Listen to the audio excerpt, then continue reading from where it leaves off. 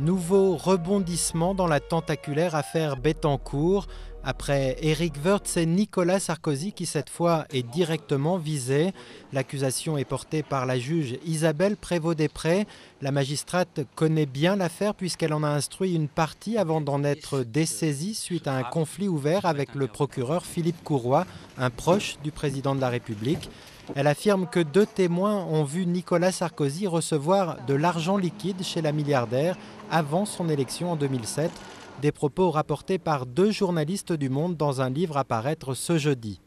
Ces gens-là disent très clairement qu'il y a eu des remises d'argent chez les Bettencourt à Nicolas Sarkozy. En main propre. En main propre. Ça ne vaut rien, on est d'accord sur le plan judiciaire puisque c'est hors procès-verbal. En revanche, ça veut dire quelque chose. Ça veut dire que l'enquête n'a peut-être pas été menée complètement à son terme par le procureur de Nanterre, Philippe Courroy.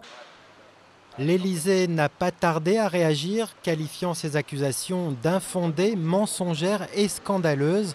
Même émoi à Matignon et à l'UMP où l'on répète à l'envi être profondément choqué.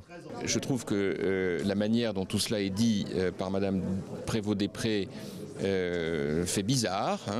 À quelques mois de l'élection présidentielle, cela relève plus de la politique que d'autres choses. Tout ceci est dérisoire.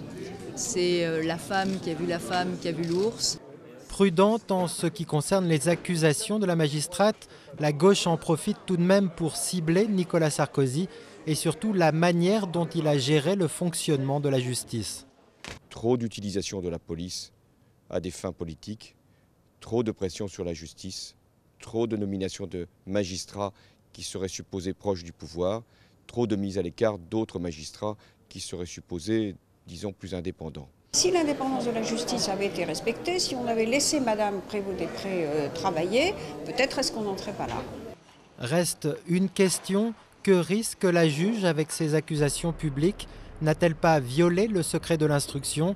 Ce sera à la justice d'y répondre, mais dans un pareil contexte politique, l'exercice risque d'être très délicat.